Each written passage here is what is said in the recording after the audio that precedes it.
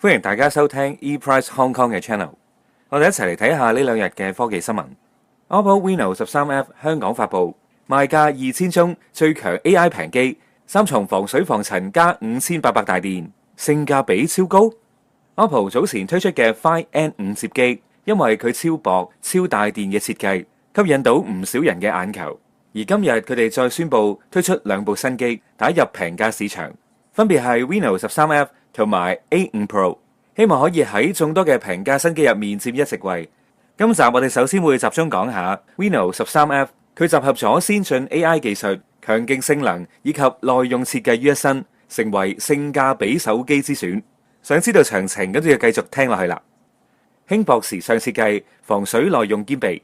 OPPO Reno 13F 手機嘅重量就係得192 gram， 厚度 7.76mm， 採用咗 6.67 寸 FHD 加 OLED 螢幕，支持120Hz 嘅更新率，適合單手操作。採用咗創新觀影紋理設計，石墨灰呈現霧面磨砂質感，薄霧紙就有疊影效果，既時尚又吸睛啊！喺耐用度方面，Reno 13F 通過 IP69、IP68 同埋 IP66 三重防水防塵認證，可以喺 1.5 米水深浸泡30分鐘，仲可以抵受80度高溫水清洗，甚至支援水下相機模式。手機仲用咗神盾耐用結構，配合海綿仿生緩震技術，進一步加強咗防跌防撞能力，絕對唔怕你唔小心將佢跌落地下。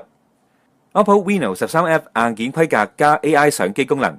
喺性能方面 ，Reno 13F 配備高通 Snapdragon 6 Gen 1嘅處理器，內置12GB RAM 同 256GB ROM， 電池容量高達5800mAh， 支援45W 超級快充。而相機方面 ，Reno 13F 具有後置3鏡頭組合，包括5000萬像素主鏡頭、1.8光圈、OSI 光學防震、自動對焦、800萬像素超廣角 2.2 光圈，同埋200萬像素微距 2.4 光圈。而前置鏡頭就係3200萬像素 2.4 光圈。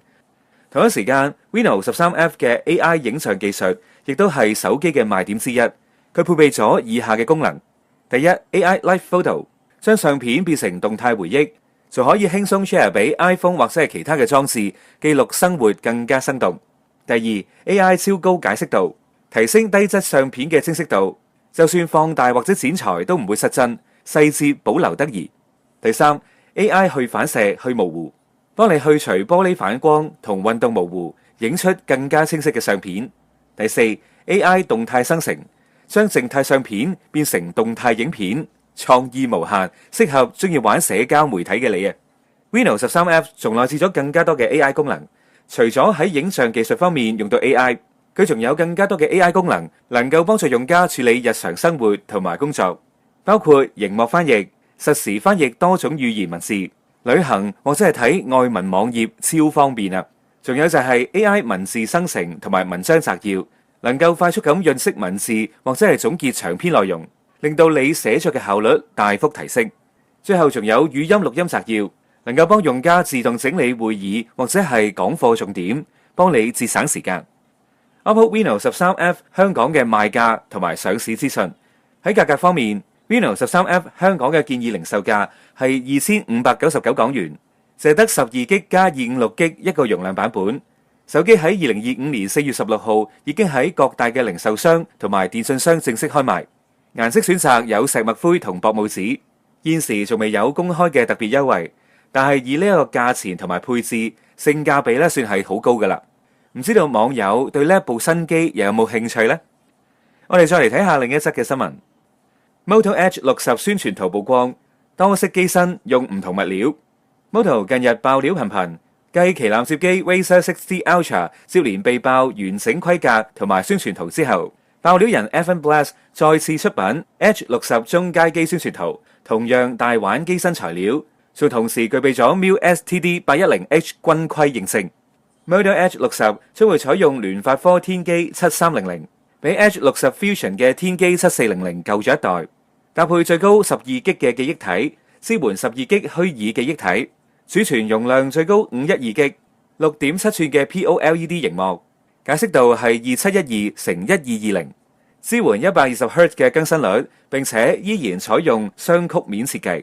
而喺相機部分 H60 亦都具備三相機系統，5000萬像素嘅主相機沿用 Sony Leica 700C 感光元件，支援光學防手震，搭配12mm 超廣角以及73mm 望遠相機。前置相機就一樣係5000萬像素，喺相機規格略比 H60 Fusion 更強更完善。